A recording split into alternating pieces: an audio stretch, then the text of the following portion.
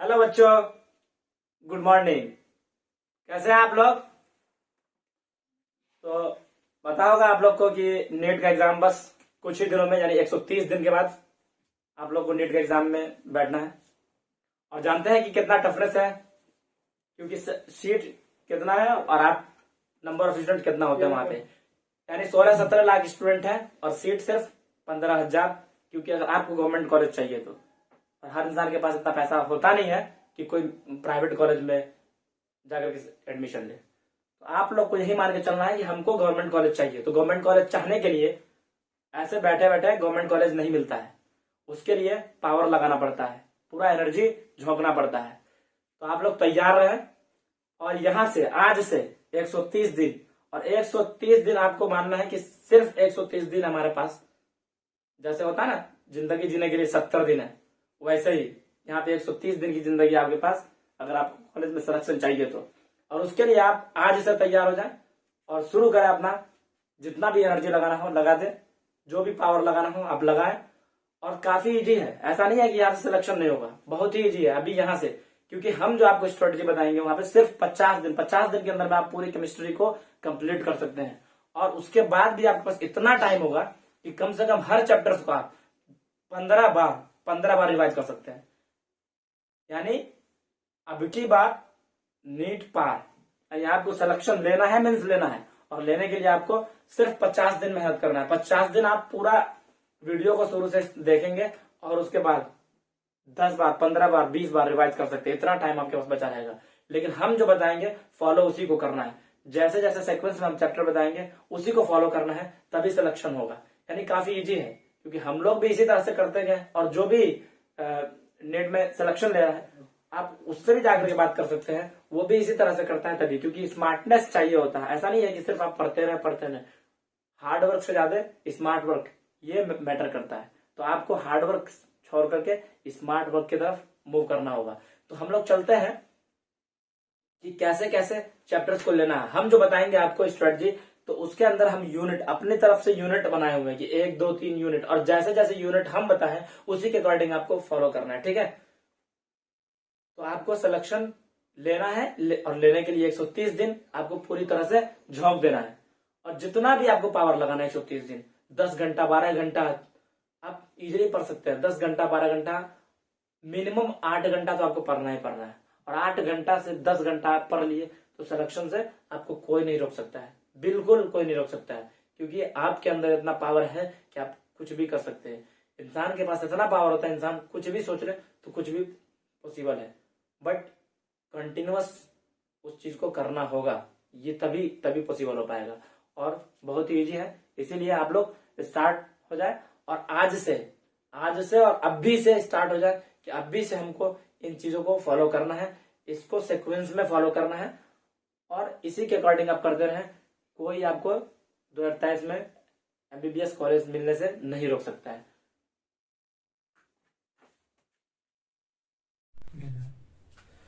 तो अब हम लोग देखेंगे कि कैसे कैसे पढ़ना है। 50 दिन में पूरे केमिस्ट्री के लेक्चर्स को कंप्लीट करना है। ठीक है, तो सबसे पहले बायोमोलिक्यूल्स पहला दिन उठाना है। फर्स्ट डे अपना एम होगा बायोमोलिक्यूल्स कंप्लीट करना है, साथ में क्वेश्चन प्रैक्टिस करना है प्रीवियस ईयर। उसके बाद second day polymers, second day में आपको पॉलीमर्स कंप्लीट करना है। और थर्ड डे में केमिस्ट्री इन एवरीडे लाइफ, तो इसको हम लोग थर्ड डे कंप्लीट करेंगे। और फोर्थ डे में आप सरफेस केमिस्ट्री, फोर्थ डे में सरफेस केमिस्ट्री।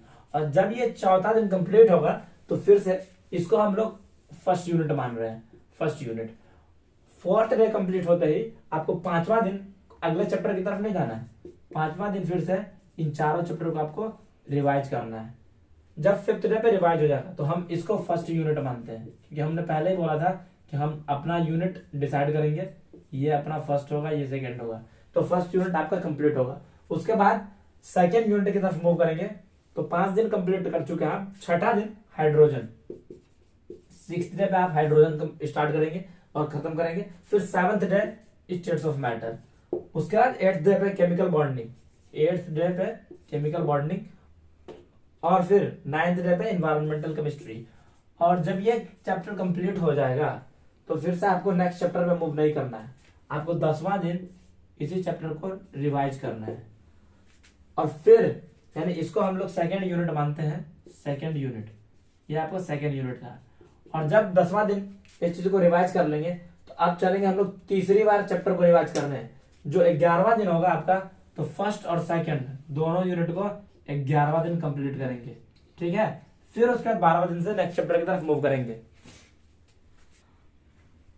तो हम लोग 11 दिन में अभी तक 2 बार रिवाइज कर चुके हैं 8 चैप्टर को। फिर 12वें दिन सॉलिड स्टेट स्टार्ट करना है, 12th डे। 13वें दिन सॉल्यूशन, 13th डे पे सॉल्यूशन। और इलेक्ट्रोकेमिस्ट्री को 14th डे, यानी 14वां दिन आपको इलेक्ट्रोकेमिस्ट्री और 15वां दिन आपको केमिकल काइनेटिक्स कंप्लीट करना है। और फिर से जब 15वां दिन कंप्लीट होगा तो 16वां दिन आपको इसको रिवाइज करना है। ये 16th डे पे आपको रिवाइज करना है। जब 16th डे पे रिवाइज होगा तो हम इसको मानते हैं थर्ड यूनिट। ये अपना थर्ड यूनिट था। उसके बाद हमको नेक्स्ट चैप्टर की तरफ मूव नहीं करना है। जब 16 दिन कंप्लीट हो जाएगा तो नेक्स्ट चैप्टर की तरफ मूव नहीं करना है। उसके बाद क्या करना है कि 17वां दिन और 18वां दिन, 17th एंड 18th डे, आपको जो फर्स्ट यूनिट, सेकेंड यूनिट और थर्ड यूनिट अभी हमने बताया, यानी जितना ऊपर में यहाँ पे 12 तक आपको बताया है उसको कंप्लीट करना है आपको, ठीक है। तो इसको 17वां और 18वां दिन, अभी तक में हम लोग 18 दिन के अंदर में 3-3 बार 12 चैप्टर को रिवाइज कर चुके हैं। उसके बाद हम लोग 4th यूनिट की तरफ मूव करेंगे।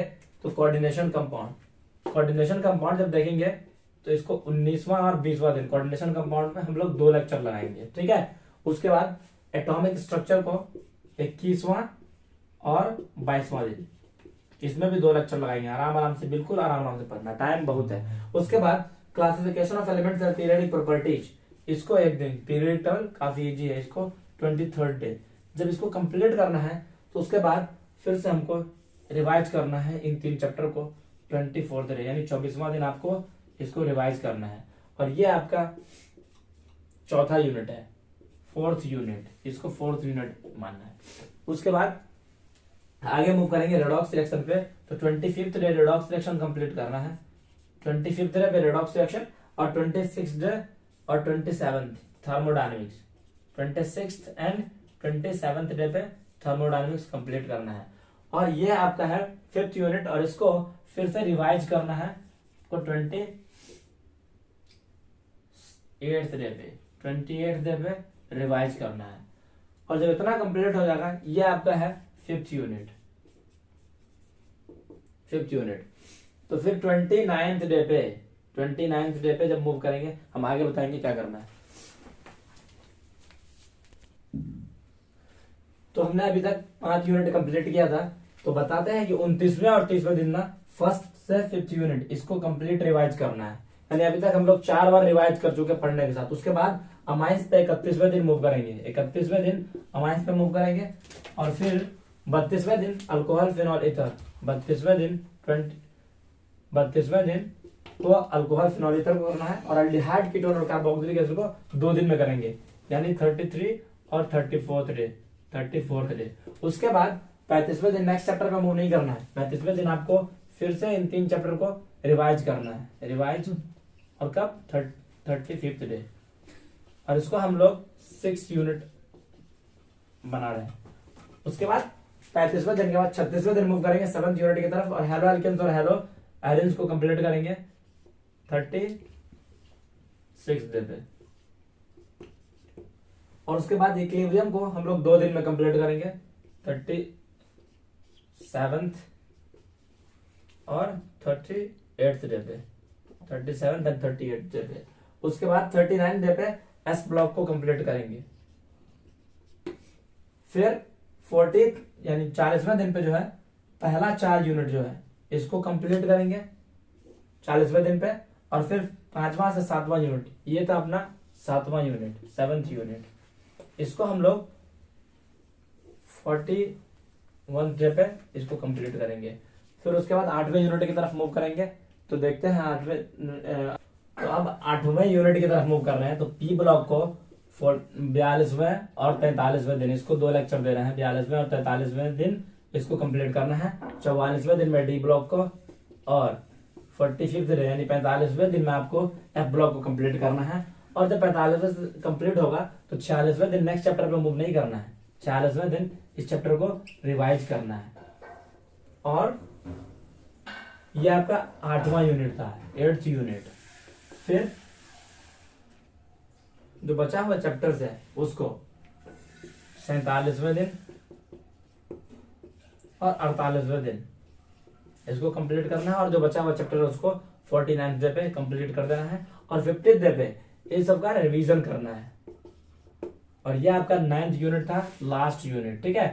यानी इतना करने के बाद आपका 50 दिन में पूरा लेक्चर्स कंप्लीट हुआ, और आप 5-5 बार हर चैप्टर को रिवाइज कर चुके हैं अभी। अब आपके पास बचता है 80 दिन। यहाँ से जब आप चैप्टर को कंप्लीट करते वक्त शुरू से पढ़ते पढ़ते साथ में आप 5 बार कंप्लीट कर सकते हैं 50 दिन के अंदर में, तो जो बचा हुआ 80 दिन है उसमें आप करना क्या है कि हर चैप्टर्स को एक दिन में शुरू में 2-2 चैप्टर करके आपको रिवाइज करना है, क्योंकि फिर आपको उस टाइम में फिजिक्स को देखना होता है, बायोलॉजी को देखना होता है। और ऐसा आप करेंगे। 9 यूनिट है तो हम ये कहेंगे कि आप एक यूनिट पर डे उठाएंगे, क्योंकि रिवाइज पहले से आप 5-5 बार कर चुके हैं, तो रिवाइज करना मीन्स 6ठी बार से रिवाइज करना मीन्स देखना है और आपको आंसर करना है। तो ऐसे में आप 1 यूनिट पर डे रिवाइज कर सकते हैं। तो 9 यूनिट है मीन्स 9 दिन, और आपके पास है 80 दिन अभी भी। यानी अभी भी आपके पास इतना टाइम है कि आप 10 बार और रिवाइज कर सकते हैं इन सब चीजों को फिर से। और नीट के टाइम में लास्ट में जब आपके पास 10 दिन बचेगा या 20 दिन बचेगा, तो तब आप पर डे आधा केमिस्ट्री, यानी आपको कम से कम हर दिन 5 यूनिट, फिर नेक्स्ट डे 4 यूनिट, 5 दिन, फिर नेक्स्ट दिन 5 यूनिट, ऐसे करके आप कम से कम मोर देन 20 टाइम्स आप रिवाइज कर सकते हैं, ठीक है।